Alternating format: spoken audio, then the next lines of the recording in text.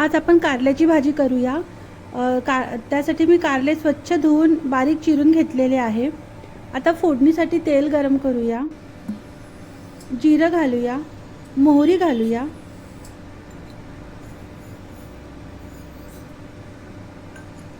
आता कांदा घालूया। या भाजीला कांदा भरपूर घालायचा। मी 2 मोठे कांदे बारीक चिरून घेतलेले आहे। कांदा छान लाल येईस्तोवर आपल्याला परतून घ्यायचा आहे।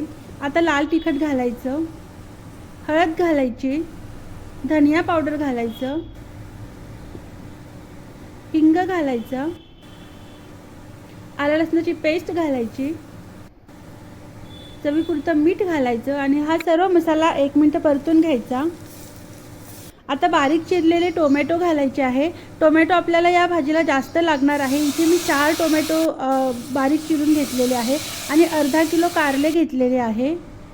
टोमॅटो मऊ शिजवायचा नाही आहे। लगेच टोमॅटो घातला की लगेच कारले घालायचे, म्हणजे टोमॅटो आणि कारले आपल्याला मिक्स शिजवायचे आहे, म्हणजे त्याने चव खूप छान येते आणि भाजी कडूही लागत नाही।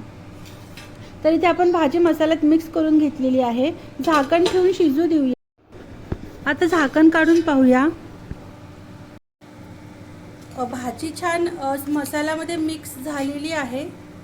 पाहूया, हां, थोडी 5 मिनटं पुन्हा शिजू द्यावी लागेल आपल्याला भाजी ही। झाकण ठेवून शिजू देऊया। इथे 5 मिनटं झालेली आहे। पाहूया आपलं झाकण काढून। भाजी आपली छान मुरलेली आहे मसाल्यामध्ये, तुम्ही पाहू शकता। पाहूया, हां, थोडी शिजलीही आहे। आता या स्टेपला काय करायचं, गूळ आणि साखर घालायचं। गूळ आणि साखर तुम्ही तुमच्या आवडीनुसार घालू शकता। आपण मिक्स करूया भाजी। तर गूळ आणि साखर मी छान भाजीमध्ये मिक्स केलेली आहे। फक्त आता 2 मिनटं झाकण ठेवून शिजू देऊया। तर पाहूया, भाजी आपली जवळपास झालेली आहे। मी गॅस बंद केलेला आहे। आता शेवटी थोडीशी कोथिंबीर घालूया आणि भाजी सर्व करूया।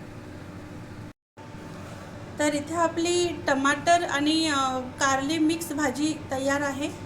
झटपट होती ही भाजी आणि सकाळी घाईच्या डब्याला पण तुम्ही करू शकता। तर आपण लवकरच भेटूया सावजी तडका नागपूरमध्ये एका नव्या भाजीच्या रेसिपीसोबत। तोपर्यंत मस्त खा, खुश रहा, आनंदी रहा आणि सर्वात महत्त्वाचं म्हणजे खात रहा।